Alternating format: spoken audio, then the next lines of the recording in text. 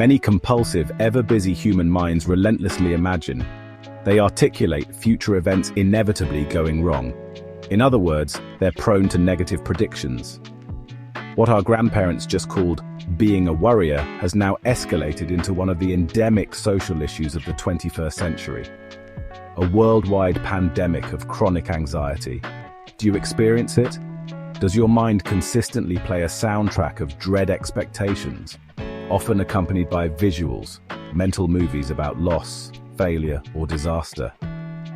Let's throw a spotlight on this common syndrome to disempower and unmask it, thus allowing you to install new, more wholesome operating software to govern your thought life.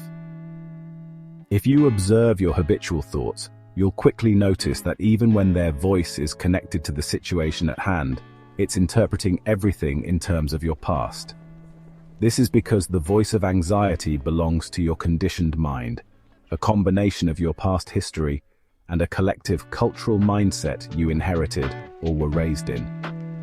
That conditioned mind causes you to unwittingly see and judge present-day events through the lens of the past, which means you almost always get a distorted view of every situation. Hence sayings like, "He's his own worst enemy," and "the mind is the devil's playground," are based on reality, because they describe conditioned minds leading their victims astray. Sadly, many people live with a torturer in their own head, continuously frightening them, triggering toxins through stress, even sapping their life force, often leading to illness.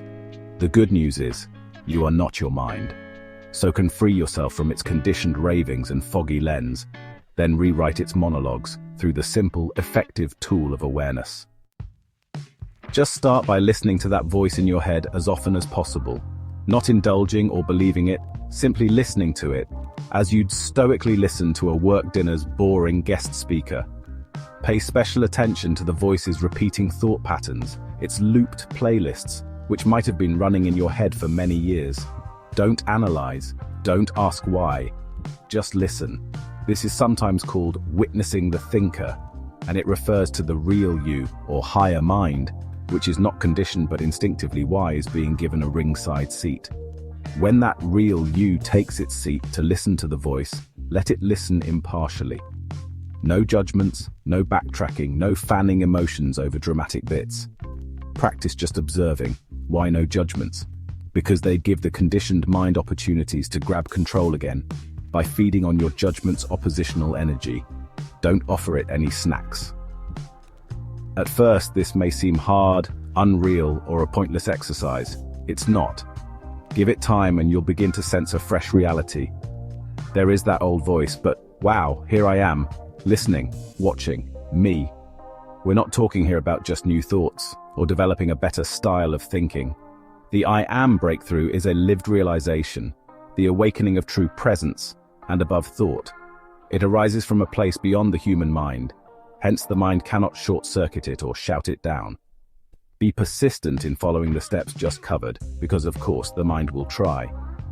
But the conditioned mind will be laid bare, then lose its negative influence power, as through practice that higher mind or real you becomes increasingly present. Just peacefully persist. Persist in listening to your old mental playlists and simply observing. In time, with wry amusement, a feeling of, "Oh, you again."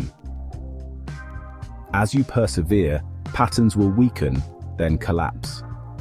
What will replace them, quite naturally, is new pathways that the witnessing presence in you spontaneously influences, bringing greater clarity and a more peaceful, balanced outlook on life. You can further empower your conquest of anxious thought loops by checking out another angle on the art of mindful observation in our episode 9.